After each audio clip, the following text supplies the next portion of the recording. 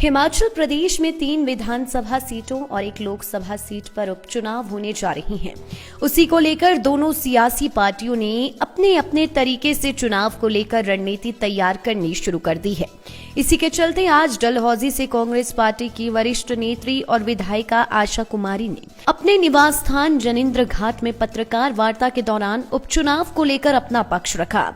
आशा कुमारी ने प्रदेश की जयराम सरकार पर जुबानी हमला बोलते हुए कहा कि जिस तरह से प्रदेश में जयराम सरकार की अगुवाई में महंगाई और बेरोजगारी बढ़ी है, उसका जवाब इन उपचुनावों में देखने को मिलेगा। आशा कुमारी ने कहा कि तीनों विधानसभा उपचुनाव और 1 लोकसभा उपचुनाव पर कांग्रेस पार्टी जीत दर्ज करेगी। उन्होंने कहा कि 2022 के विधानसभा चुनाव भी नजदीक है। ऐसे में 2022 में भी कांग्रेस पार्टी प्रचंड बहुमत के साथ हिमाचल प्रदेश में सत्ता पर काबिज होगी। आशा कुमारी ने तंज कसते हुए कहा कि प्रदेश में लोग महंगाई से त्रस्त हो गए हैं और सरकार है कि नाकाम साबित हो रही है।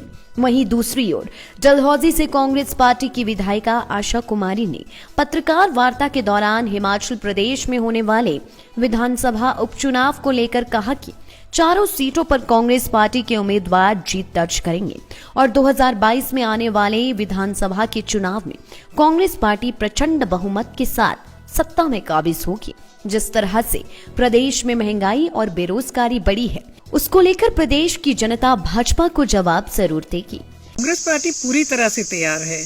3 उपचुनाव विधानसभा के हैं, एक अर्की, फतेहपुर और एक जुब्बल कोटखाई, और एक चुनाव जो है वो सांसद के लिए है मंडी, जहां से रामस्वरूप जी की कथित तौर पे जो उन्होंने आत्महत्या की थी।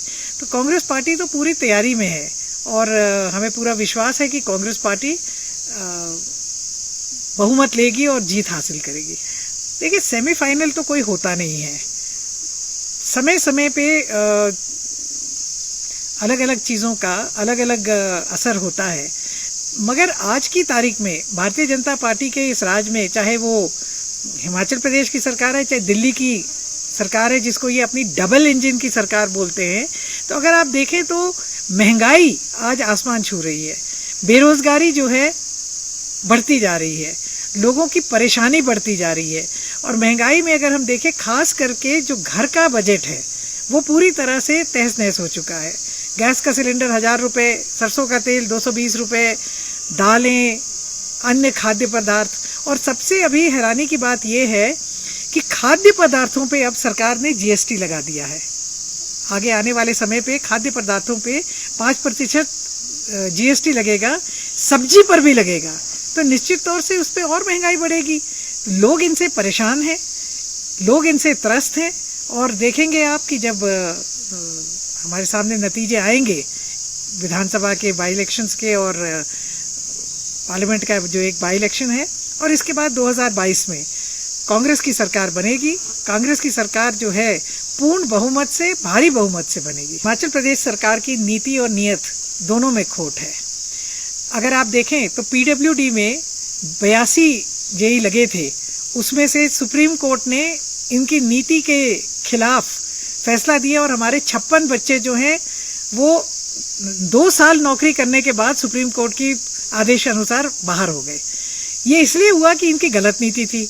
अभी जो चुनाव के चयन के रिजल्ट आए हैं, उसमें कुछ लोग 16 या 15 लोग जो हैं वो बिहार से हैं या अन्य प्रदेशों से हैं। इससे ये साफ नजर आता है कि हिमाचल प्रदेश के जो बेरोजगार युवा हैं उनके प्रति ये सरकार गंभीर नहीं है। इस तरह की हमेशा जब भी भारतीय जनता पार्टी की सरकार आती है तो बाहरी राज्यों से भर्तियां जो है वो शुरू हो जाती हैं। हमारा सरकार से आग्रह रहेगा कि ये जो भर्तियां हुई हैं इनको रद्द किया जाए और एक बार फिर से हिमाचल के युवाओं को जो है मौका। लाइफ टाइम्स टीवी के लिए डलहौजी से सलीम मोहम्मद की रिपोर्ट। हिमाचल की सबसे बड़ी ऑटो डीलरशिप गोयल मोटर्स में नौकरी करने का सुनहरा अवसर सोलन, शिमला, सिरमौर और किन्नौर में चाहिए sales executive, service executive, field executive, motor mechanic और ड्राइवर। शानदार करियर संभावनाएं व इंडस्ट्री में बेहतरीन सैलरी पैकेज। तो आज ही कॉल करें 9418035372 पर और ईमेल से भेजिए अपना बायोडाटा hr@goilmotor.com पर।